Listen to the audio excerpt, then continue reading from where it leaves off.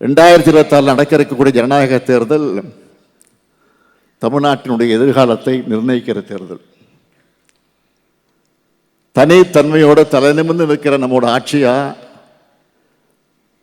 டெல்லிக்கு வளைந்து கொடுக்கிற அடிமைகளின் ஆட்சியான்னு தீர்மானிக்கிற தேர்தல். தமிழ்நாட்டோட சுயமரியாதையும் தனித்தன்மையும் காப்பாற்ற போகிற தேர்தல். தமிழ்நாட்டை அழிக்க இன எதிரிகளும் தமிழ் துரோகிகளும் நேரடியாக மறைமுகமாக வராங்க. இவங்களை வீழ்த்தி நம்முடைய மண், மொழி, மானத்தை நாம காக்கணும். அதுக்காகத்தான் திமுக கூட்டணி அனைத்து தொகுதிகளையும் கைப்பற்றணும் தொடர்ந்து நான் சொல்லிக்கிட்டு இருக்கிறேன். தமிழ்நாடு இப்போ சமூக அரசியல் பொருளாதார படையெடுப்பை சந்திச்சுக்கிட்டு இருக்கு. தமிழ்நாட்டுக்கு எல்லா வகையிலும் அநீதி இழைக்கப்படுது. இந்தியின் பேரால, சமஸ்கிருதத்தின் பேரால, ஜிஎஸ்டியின் பேரால, புதிய கல்விக் கொள்கையின் பேரால, நீட் தேர்வால், சட்டங்களால், உத்தரவுகளால், ஆளுநரால் என தொல்லை மேல் தொல்லை கொடுத்துக்கிட்டு இருக்கிறாங்க. இது தமிழ்நாட்டு மேல தொடுக்கப்படக்கூடிய தாக்குதல். இந்த தாக்குதலை முறியடிக்கிற வல்லமை நமக்குத்தான் இருக்கு. பாஜகவினுடைய பகல் கனவு திமுக இந்த மண்ணில் இருக்கிற வர அந்த பகல் கனவு நிச்சயம் நிறைவேறாது. அவங்களுக்கும் அது நல்லா தெரியும். ஆனாலும் புதுசு புதுசா குறுக்கு வழியில் தேடுறாங்க. எஸ்ஐஆர் எனப்படக்கூடிய சிறப்பு தீவிர வாக்காளர் பட்டியலை திருத்தத்தை தமிழ்நாட்டில் அடுத்த வாரத்திலிருந்து நடைமுறைப்படுத்த போறதா இந்திய தேர்தல் ஆணையம் அறிவிச்சிருக்கு. இதை காட்டி மிரட்டுறாங்க. இதுக்கெல்லாம் நாம பணிய மாட்டோம். இங்க அவங்களுடைய பாட்சாலாம், அதில் குறிப்பா RSS உடைய பாட்சாலாம் எதுவும் பலிக்காது. சட்டமன்ற தேர்தலை எதிர்கொள்கிற பீகார் மாநிலத்தில் ஏறத்தாழ 65 லட்சத்துக்கு அதிகமான மக்களுடைய வாக்குரிமையை இதே சிறப்பு தீவிர வாக்காளர் பட்டியல் திருத்தத்தின் மூலம் தேர்தல் ஆணையம் பறிச்சிருக்கு. இதை தொடக்கத்திலே நாம கண்டிச்சோம். தமிழ்நாட்டிலையும் அதே குறுக்கு வழியை பயன்படுத்த ஒன்றிய பாஜக அரசு தனது கைப்பவையா தேர்தல் ஆணையத்தை பயன்படுத்த முயற்சி செய்துன்னு அப்பவே சொன்னேன். உழைக்கும் மக்கள், பட்டியலினத்தவர், சிறுபான்மையினர், பெண்கள் உள்ளிட்டவருடைய பெயர்களை எல்லாம் எஸ்ஐஆர் மூலமா வாக்காளர் பட்டியலிருந்து நீக்கிட்டா பாஜகவும் அதன் கூட்டணியான அதிமுகவும் வெற்றி பெற்றலான்னு கணக்கு போடுறாங்க.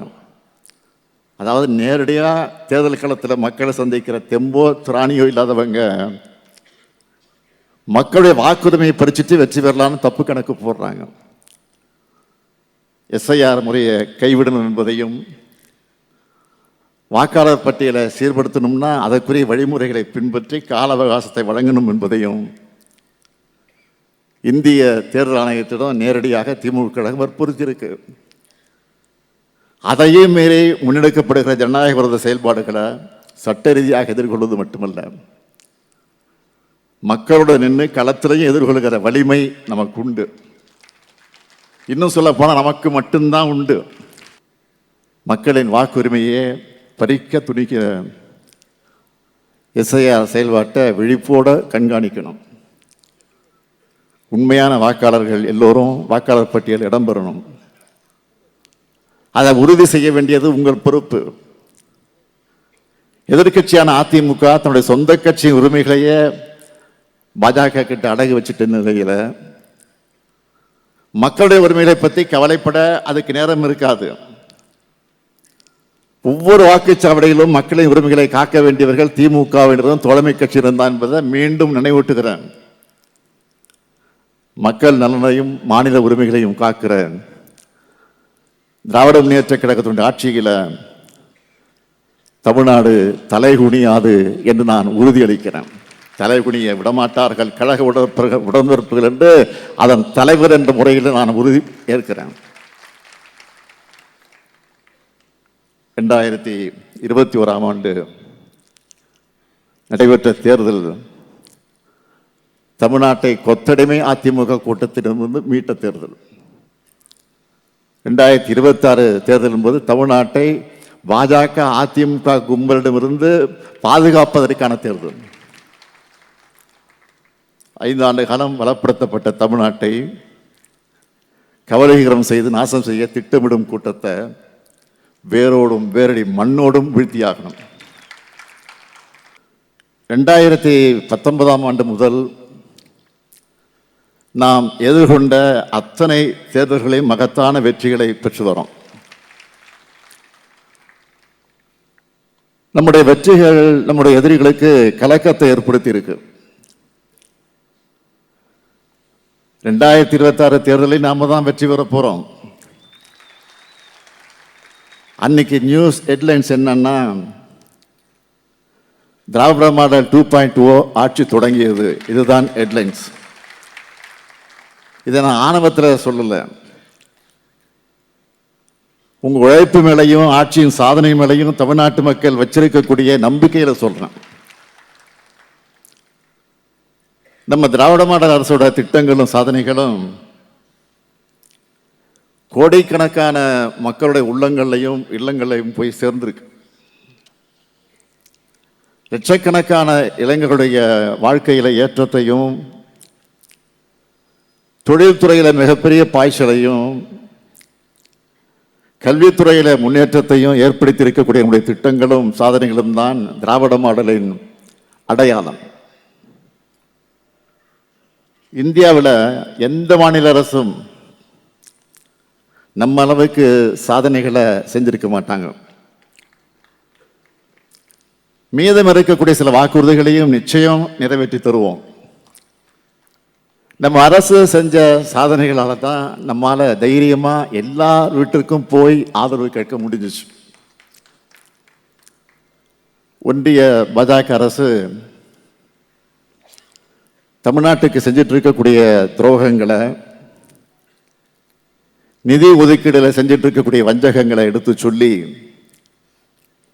தமிழ்நாடு போராடும், தமிழ்நாடு வெல்லும்னு தமிழ்நாடு முழுக்க ஒவ்வொரு வீட்டுக்கும் போய் இந்த மாபெரும் முன்னெடுப்பை வெற்றியடைய வச்சிருக்கக்கூடிய கழகத்தின் ரத்த நாளங்களான உடன்பிறப்புகள் ஒவ்வொருத்தருக்கும் இந்த மேடையில் இருந்து என்னுடைய பாராட்டுக்களையும் இந்த சல்யூட் மூலமா சொல்லிக்கிறேன். தந்தை பெரியாரும் பேரறிஞர் அண்ணாவும் முத்தமிழுங்கிற கலைஞரும் ஏற்படுத்தின சுயமரியாதை உணர்வால தான் பாஜகவோட பாசிச ஆட்சிக்கு அடிபணியாம முதுகெலும்போட நிமிர்ந்து நிற்கிறோம். எதிர்த்து நிற்கிறது மட்டுமல்ல, விவசாயிகளுக்கு எதிரான 3 வேளாண் சட்டங்களை திரும்ப பெற வச்சது மாதிரியான பல போராட்டங்களிலும் வெற்றியும் பெற்றிருக்கிறோம். இப்பொழுது கூட தொகுதி மறுசீரமைப்புக்கு எதிராக 7 மாநில முதலமைச்சர்களை ஒன்றிணைச்சோம். அகில இந்திய மருத்துவ படிப்பு ஒதுக்கீட்டில் பிற்படுத்தப்பட்ட மக்களுக்கான உரிமைக்காக போராடி வாதாடி அதிலையும் வெற்றி பெற்றோம். இதையெல்லாம் பார்த்து தான் பாஜகவுக்கு நம்ம மேல கோபம் வருது. அதனால தான் பல்வேறு சூழ்ச்சிகளில் அவங்க ஈடுபடுறாங்க. இந்த நிலைமையில தான் அடுத்த கட்டமா நமக்கு காத்திருக்கக்கூடிய பணிகள் என்னென்ன என்பதை எண்ணி அதையெல்லாம் எப்படி செய்யணும், தலைமை முதல் தொண்டர்கள் வரை எப்படி ஒருங்கிணைந்து ஒரு இலக்கோடு செயல்படணும்னு விவாதிச்சு அதை களத்தில் செயல்படுத்துறதுக்காகத்தான் இந்த பயிற்சி கூட்டம். கழக மாவட்ட செயலாளர்கள், நாடாளுமன்ற மாநிலங்களவை மக்களவை உறுப்பினர்கள், சட்டமன்ற உறுப்பினர்கள், தொகுதி பார்வையாளர்கள், மாவட்டத்தில் தேர்ந்தெடுக்கப்பட்டிருக்கக்கூடிய தலைமை செயற்குழு உறுப்பினர்கள், மாநகர ஒன்றிய நகர பகுதி பேரூர் கழக செயலாளர்கள்னு இங்கே எல்லாரும் வந்திருக்கிறீங்க. உங்க எல்லாரையும் ஒன்னா பார்க்கும்போது உங்க முகங்கள்ல நான் உதயசூரியனை பார்க்கிறேன். அதனை தமிழ்நாட்டு மக்களுடைய இதயசூரியனாக மாற்ற வேண்டிய கடமையும் பொறுப்பும் உங்களுக்குத்தான் இருக்கு. இந்த பயிற்சி கூட்டத்துக்கு பிறகு ஒவ்வொரு சட்டமன்ற தொகுதியிலையும் ஏற்கனவே அமைக்கப்பட்டிருக்கக்கூடிய பாக முகவர்கள், பாக உறுப்பினர்கள், பாக டிஜிட்டல் ஏஜென்ட், பாக இளைஞரணி, பாக மகளிரணி, பாகத்திற்குட்பட்டிருக்கக்கூடிய கிளை, வார்டு செயலாளர் உள்ளிட்ட அனைவரும் ஒருங்கிணைந்து என் வாக்குச்சாவடி வெற்றி வாக்குச்சாவடின்னு முன்னெடுக்கணும். ஏன் மாநில நிர்வாகியாக இருந்தாலும் கூட அவரவர் வாக்குச்சாவடிகளை வெற்றி பெறுவது இலக்காக இருக்கணும். நானே கூட என்னுடைய வாக்குச்சாவடியில் நடைபெறவுள்ள கூட்டத்தில் பங்கேற்று அங்கே நம்மோடு வெற்றியை உறுதி செய்வதற்கான பரப்புரைகளை நிச்சயமாக ஈடுபட போகிறேன். ஒவ்வொரு ஒன்றிய பகுதி பேரூர் செயலாளரும் தனக்கு கீழே வரக்கூடிய ஒவ்வொரு பூத்துக்கும் தனித்தனி கூட்டங்களை தினமும் மாலை வேளையில நடத்தி ஆகணும். இந்த கூட்டங்களில் அந்தந்த வாக்குச்சாவடிக்கு உட்பட்ட சார்பு அணி நிர்வாகிகள் இருந்து மாநில நிர்வாகிகள் வர எல்லா நிர்வாகிகளும் தவறாமல் கலந்துக்கணும். இந்த கூட்டங்களை ஒவ்வொரு பூத்துக்கும் ஒரு டார்கெட்டை செட் பண்ணிக்கணும். இப்படி பூத் வாரியா நடத்துகிற கூட்டங்கள், அதில் நீங்கள் நிர்ணயிச்சிருக்கக்கூடிய இலக்கு, இப்படி எல்லா தகவல்களும் அடங்கின ஷீட்டை மாவட்ட செயலர் மூலமாக எனக்கு அனுப்பி வைக்கணும். வார வாரம் நீங்கள் அனுப்புறதை பார்த்துட்டு நானே உங்களுக்கு ஃபோன் பண்ணி விசாரிக்க போகிறேன். தேர்தல் பணியாற்ற முதல் தேவை கழக ஆட்சி அமைக்கணும் என்கிற இலக்கு. அதை நீங்கள் எல்லாரும் உள்ளத்தில் தாங்கி உழைக்கணும். உழைச்சிக்கிட்டு இருக்கிறீங்க. ஒற்றுமையாக பணியாற்றணும். அதுதான் முக்கியம். ஒற்றுமை இல்லாமல் எந்த இலக்கையும் அடைய முடியாது. அதே போல சோர்வடையாமல் தொடர்ந்து செயல்படுத்துறது முக்கியம். அப்படி செயல்பட்டால் நம்ம வெற்றி யாரும் தடுக்க முடியாது. என்னுடைய வாக்குச்சாவடியில் திமுக கூட்டணியை வெற்றி பெற செய்வோம் என்று ஒவ்வொரு கழக உடன்பிறப்பும் உறுதியேற்று களப்பணி ஆற்றினால் எல்லா வாக்குச்சாவடிகளிலையும் முன்னிலை பெற்று 2026 7வது முறையாக கழக ஆட்சி அமைவது உறுதியாகிவிடும். எதிர்க்கட்சி தலைவராக இருக்கக்கூடிய பழனிசாமி அவர்கள் பெயரளவுக்காவது திராவிட கட்சியாக இருந்த அந்த கட்சியை அமித்ஷா கிட்ட விழுந்து சரண்டர் பண்ணிட்டார்.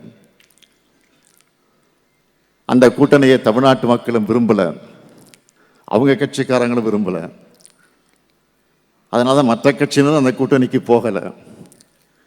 சொல்லிக்கிட்டே இருந்தாங்களா, விசிகா வராங்க, கம்யூனிஸ்டுகள் வராங்க, காங்கிரஸ் வராங்கன்னு தினமும் சொல்லி பார்த்தார். ஆனால் யாரும் அங்கே போகலை. மக்களும் அவர் பேசுகிறத நம்ப தயாராக இல்லை.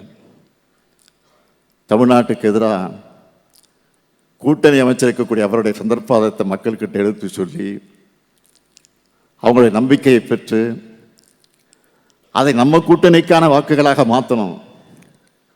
அந்த கடமையும் பொறுப்பும் உங்களுக்குத்தான் இருக்கு. திராவிட முன்னேற்ற கழகம் 7வது முறையும் ஏற்றமிகு ஆட்சியை அமைக்கணும். தமிழ்நாட்டை நிரந்தரமாக ஆளும் தகுதி திராவிட முன்னேற்ற கழகத்துக்கு தான் இருக்குது அப்படிங்கிறத நிரூபிக்கணும். கலைஞரின் உடன்பிறப்புகள் நினைச்சதை செஞ்சு காட்டுவாங்கன்னு புரிய வைக்கணும்.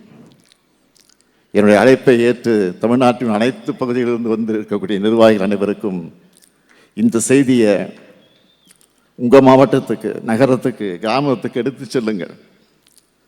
நான் சொன்னதை அவங்க எல்லாருக்கிட்ட சொல்லுங்க. நான் கேட்டுக்கொண்டதை சொல்லுங்க. ஒவ்வொரு தொண்டரையும் நான் விசாரித்ததாக சொல்லுங்க. நான் உழைக்க சொன்னதை சொல்லுங்க. நான் அவங்களை நம்பித்தான் இருக்கேன்னு சொல்லுங்க. தொண்டர் இருக்க தைரியத்தில் தான் தலைவர் இருக்கிறான்னு மறக்காம சொல்லுங்க. நன்றி, வணக்கம்.